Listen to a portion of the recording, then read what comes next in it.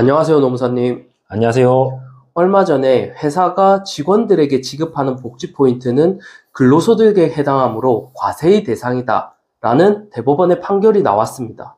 이 판결에 대해서 세무에 관한 건데도 노무사님께도 문의가 많았던 걸로 알고 있습니다.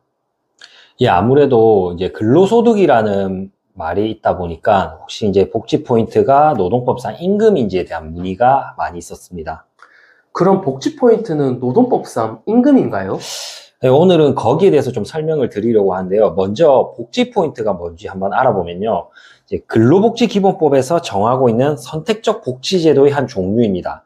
이제 그래서 복지 포인트란 기업이 임직원들에게 제공하는 이제 복리후생인데 회사가 직원들에게 일정 예산을 주는 거죠. 이제 포인트를 주는 거죠. 그러면 직원들은 그 받은 포인트 범위 내에서 자기 라이프 스타일, 자기 취향에 맞게끔 어떤 여러 가지 복지 제도를 중에서 이제 선택해서 복지를 활용하는 겁니다.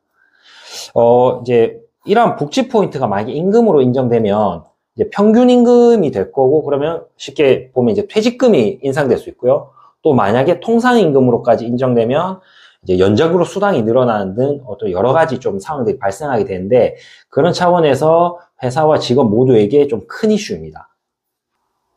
한동안 복지 포인트가 임금이냐 아니냐에 대해서 좀 여러 가지 판결과 해석들이 엇갈렸었는데요.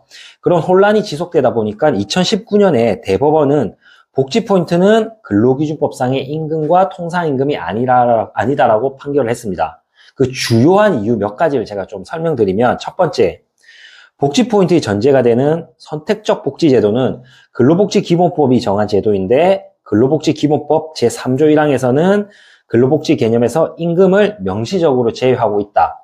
자, 그리고 두 번째, 복지 포인트는 여행, 건강관리, 문화생활, 자기개발 등으로 사용 용도가 제한되어 있다. 자, 이게 임금과 굉장히 다른 거죠. 임금은 우리가 월급을 받고 그냥 아무 때나 쓸 수 있는 거잖아요. 우리 마음대로. 그런데 복지 포인트는 그렇지 않다는 거고요. 그 다음에 통상적으로 1년 이내에 사용하지 않으면 이월되지 않고 소멸되고 양도 가능성은 높다.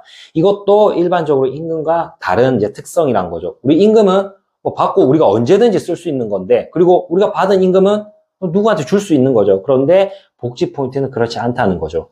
자, 그리고 마지막으로 선택적 복지 제도를 도입한 개별 사업장에서 복지 포인트에 대해서는 단체 협약이나 취업 규칙 등에서 보수나 임금으로 명시하지 않고 있는 경우가 대부분이다 라는 게 좀 주요 이유였습니다. 그럼 기업에서는 어떻게 복지 포인트 제도를 도입해야 할까요?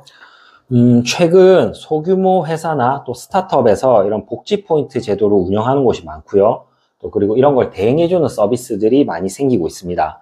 만약 우리 회사가 복지 포인트 제도를 도입한다면은 임금성에 대한 논란을 최소화해야 되는 거고요. 그러기 위해서 제가 몇 가지 좀 설명드리겠습니다. 자, 첫 번째, 사용 용도나 사용처의 제한이 필요하고요.